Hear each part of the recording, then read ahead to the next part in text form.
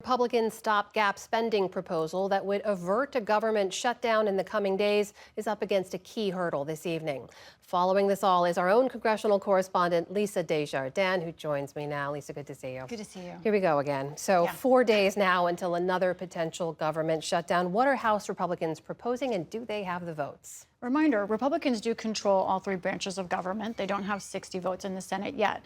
But Republicans over the weekend in the House did propose an extension of government funding. It would extend funding for 6 months.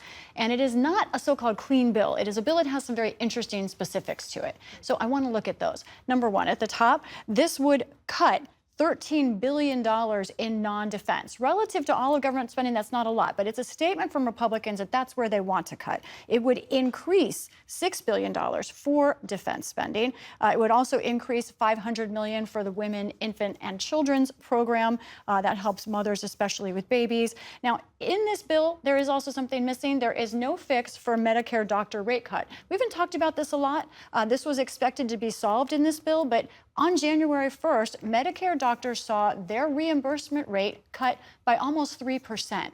This is something that was supposed to be taken care of before now, supposed to be in this bill, and it is not. This is a real problem for those doctors.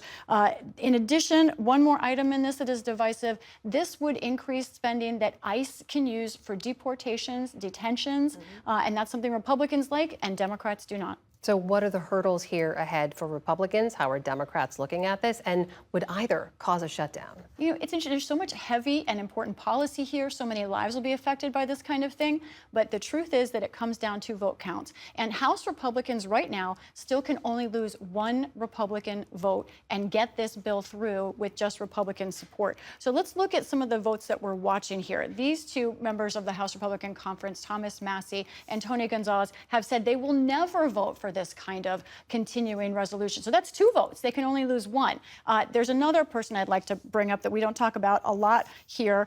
This is Greg Murphy of North Carolina. He's the only practicing surgeon in the House. He has a real problem with the lack of a fix for those Medicare doctors. So that's 3 potential votes out.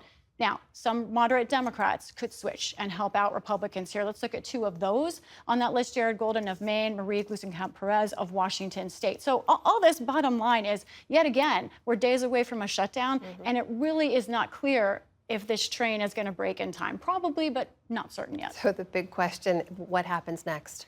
Okay, I want to take people through this process because in the next day it's going to move fast and it's going to be important. So what's going to happen to avoid a shutdown? What's needed to happen? Number one, the first step is the House Rules Committee meeting right now. We'll have to push, and you can maybe show a picture of the House Rules Committee. There they are. They are meeting tonight to get this momentum going, get this on the floor tomorrow for a vote. Let's go through the process after this. Tomorrow, if the House votes on that rule, that's the procedural thing that opens the door. Democrats will not help Republicans. This might be the biggest issue here. Republicans need to vote almost unanimously to get that rule vote together tomorrow. Then the full House will vote on this. They may need help from Democrats. That's the second hurdle. Then the third hurdle here, the full Senate will have to vote, and they will need Democratic help there. So 3 important votes coming up. I still think this could do it, but we're going to see some interesting politics here and clusters of members voting against their party on each one. But we have to watch this closely. You're going to be doing exactly that for us. Lisa Desjardins, thank you so much. Welcome.